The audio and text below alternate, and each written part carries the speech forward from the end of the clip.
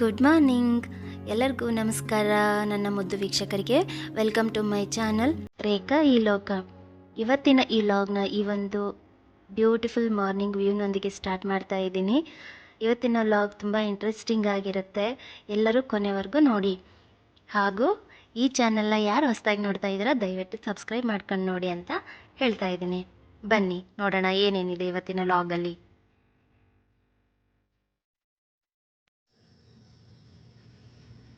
ಇವತ್ತಿನ ಲಾಗ್ ಬೆಳಿಗ್ಗೆಯಿಂದ ಸ್ಟಾರ್ಟ್ ಮಾಡಿದೆ ಅಂತ ಹೇಳ್ದಲ್ಲ, ನೋಡ್ರಿ ಆ ಒಂದು ಬ್ಯೂಟಿಫುಲ್ ಆಗಿರೋ ಶಾಂತಿಯುತವಾಗಿರೋ ಆ ನೇಚರ್ ಸೌಂಡ್ ಕೇಳ್ತಾ ನನ್ನ ಮಾರ್ನಿಂಗ್ನ ನಾನು ಅನುಭವಿಸ್ತಾ ಇದ್ದ. ಬಿಸಿನೀರು ಕುಡ್ಕೋತಾ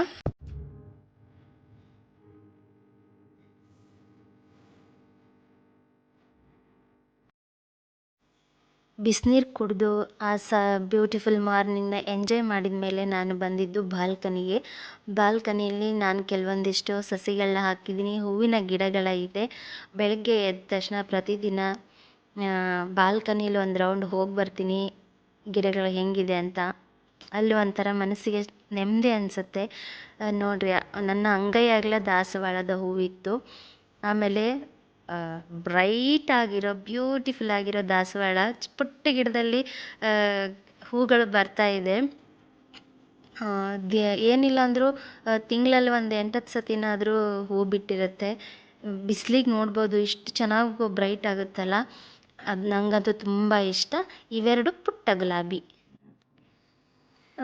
ಇನ್ನು ಸ್ವಲ್ಪ ಹೊತ್ತಾಯಿತು, ಬೆಳಗ್ಗೆ ಬೇಗ ಎದ್ದು ಬಿಸಿನೀರು ಕುಡಿದು ಬಾಲ್ಕನಿಲೆಲ್ಲ ಒಂದು ರೌಂಡು ಗಿಡಗಳನ್ನ ನೋಡಿಕೊಂಡು ಅದಾದಮೇಲೆ ನಮ್ಮ ಚುಕ್ಕಿನ ವಾಕಿಂಗ್ ಕರ್ಕೊಂಡು ಬಂದೆ. ಚುಕ್ಕಿನ ಕರ್ಕೊಂಡು ವಾಕಿಂಗಿಗೆ ಬಂದರೆ ದಣು ಅನಿಸಲ್ಲ. ತುಂಬ ತರಲೆ ಮಾಡ್ತಿರ್ತಾಳಲ್ಲ, ಟೈಮ್ ಹೋಗಿದ್ದೇ ಗೊತ್ತಾಗೋದಿಲ್ಲ. ತುಂಬ ಎಂಜಾಯ್ ಮಾಡ್ಬೋದು ಮಾರ್ನಿಂಗ್ ವಾಕಿಂಗ್ನ ಚುಕ್ಕಿ ಜೊತೆ ಚೆನ್ನಾಗಿ ಎಂಜಾಯ್ ಮಾಡ್ಬೋದು. ಆ ಕಡೆಗೆ ಹೋಗೋದು ಈ ಕಡೆಗೆ ಹೋಗೋದು ಎಲ್ಲ ಮಾಡ್ತಾ ಇರ್ತಾಳೆ. ಹಿಂದೆ ವಿಡಿಯೋ ಮಾಡ್ತಾ ಇರೋದು ನನ್ನ ಮಗಳು ಕೂಡ ಆವತ್ತು ವಾಕಿಂಗಿಗೆ ಬಂದಿದ್ಲು.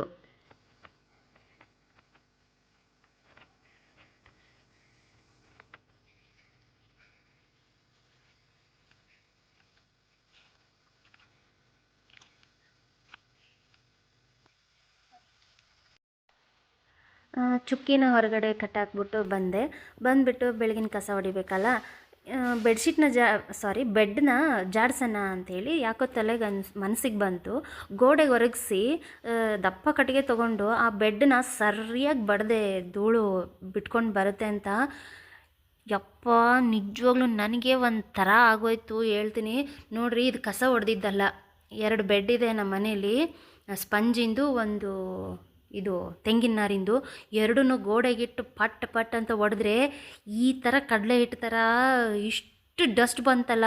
ನೋಡ್ಬಿಟ್ಟು ನನಗೆ ಒಂಥರ ಆಗೋಯ್ತು. ದಯವಿಟ್ಟು ಯಾರು ಈ ಲಾಗ್ ನೋಡ್ತಿರಲ್ಲ, ಬೆಡ್ಶೀಟ್ ನಿಮ್ಮ ಮನೇಲಿರೋ ಬೆಡ್ನ ಮೊದಲು ಹೋಗಿ ಈ ಥರ ಕಟ್ಟಿಗೆ ತೊಗೊಂಡು ಬಡೀರಿ, ಎಲ್ಲ ಡಸ್ಟ್ ಕಿತ್ಕೊಂಬರುತ್ತೆ. ಇದೆಲ್ಲ ನೋಡ್ಬಿಟ್ಟು ನನಗೆ ಅರ್ಧ ದಿನ ಮೂಡೇ ಆಫ್ ಆಗೋಗ್ಬಿಡ್ತು. ಬಿಡಿ. ಅದಾದಮೇಲೆ ನಾವು ಮನೆಗೆ ಒಂದು ಹೊಸ ಗ್ಯಾಸ್ ತಂದಿದ್ವಿ. ಬನ್ನಿ ಅದನ್ನು ಫಿಟ್ ಮಾಡೋಣ.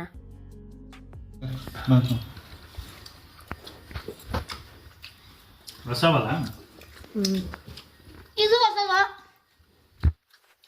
ಎಲ್ಲಕ್ಕಿಂತ ದೊಡ್ಡ ಒಲೆ ಅಂದ್ರೆ ಇದು ಜಾಸ್ತಿ ಉರಿ ಅದ. ಇದು ಮೀಡಿಯಂ ಉರಿ ಅದ. ಇಲ್ಲ, ಸೇಮ್ ಇಲ್ಲ, ಇದು ದೊಡ್ಡದೈತಿ. ಸ್ವಲ್ಪ ಹೇಳಿ ಬಾಗ ಹೇಳ. ಇದು ತುಂಬಾ ಜಾಸ್ತಿ ಹೊತ್ತು ಹುರಿಯುತ್ತದೆ. ಪಾಠ ಹೇಳಬೇಡ ಸರಿ. ಇದು ಮೀಡಿಯಂ ಹುರಿಯುತ್ತದೆ, ಇದು ಸ್ವಲ್ಪ ಕಮ್ಮಿ ಹುರಿಯುತ್ತದೆ. ಇದು ದೊಡ್ಡದೈತಿದ. ಇವೆರಡು ಸೇಮ್ ಅದಾವ. ನಮ್ಮ ಮನೇಲಿ ಮೊದಲು 2 ಸ್ಟವ್ ಇದು 2 ಒಲೆದಿತ್ತು.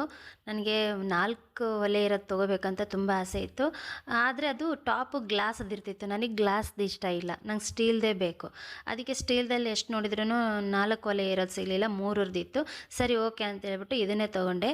ಇದನ್ನು ತೊಗೊಳಕ್ಕೆ ಮೇನ್ ಕಾರಣ ಏನಂದರೆ ಇದು ಗ್ಯಾಸ್, ಇದು ಒಲೆದು ಮೇಲೆ ಸರ್ಫೇಸ್ ಇದೆಯಲ್ಲ, ಸಾಫ್ಟಾಗಿದೆ.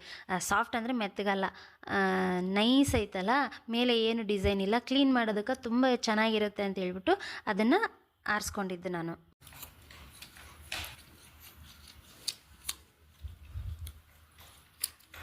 ಅವೇನು ಮಾಡೋದು? ಇದು ಸಣ್ಣ ಫಿಲಿಪ್ಸ್ ಸಣ್ಣದು ತಿರುವಾಕಿದ್ದು. ಹ್ಞೂ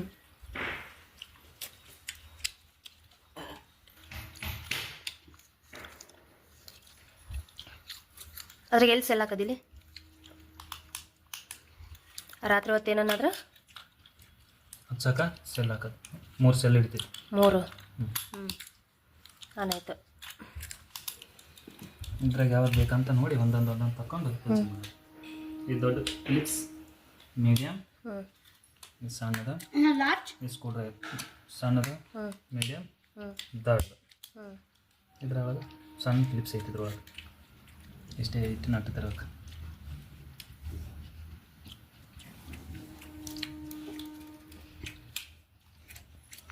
ಇದು ಒಂದು 135 ರೂಪಾಯಿ.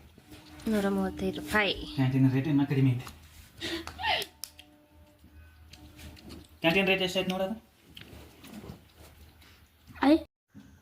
ಸ್ಟವ್ನ ಎಲ್ಲ ಒಂದು ಸರಿ ಚೆನ್ನಾಗಿ ನೋಡಿದರು. ಒಳಗಡೆ ನಟ್ ಫಿಟ್ಟಿಂಗು ಆಮೇಲೆ ಹೊಸದು ಅದು ಎಲ್ಲ ಪರ್ಫೆಕ್ಟ್ ಹೆಂಗಿದೆ ಅಂತ ಹೇಳ್ಬಿಟ್ಟು ಚೆಕ್ ಮಾಡಿದರು. ಎಲ್ಲ ಓಕೆ ಆದಮೇಲೆ ತಂದು ಇವಾಗ ಹಳೆ ಗ್ಯಾಸ್ ಸ್ಟವ್ನ ತೆಗೆದು ಹೊಸದನ್ನು ಕೂಡಿಸ್ತಾ ಇದ್ದಾರೆ.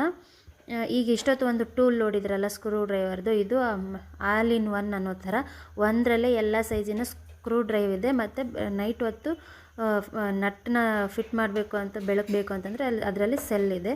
ಈ ರೀತಿಯಾಗಿ ಮಲ್ಟಿಪಲ್ ಆಗಿ ಅದನ್ನು ನಾವು ಯೂಸ್ ಮಾಡ್ಕೋಬೋದು.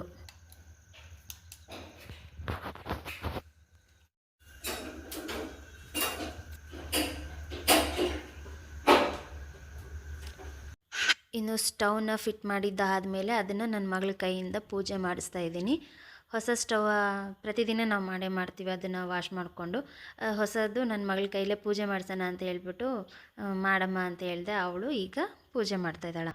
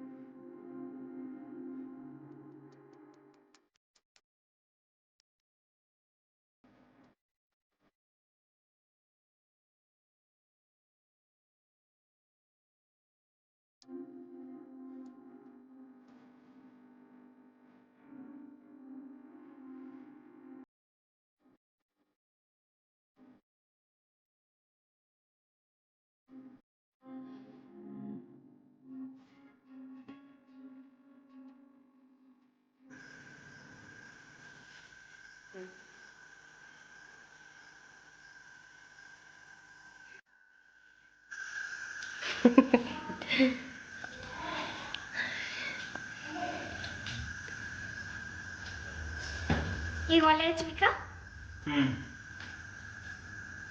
ನೋಡಿ ನಮಸ್ಕಾರ ಮಾಡೋಕ್ಕೆ. 3 ಹಚ್ಚು.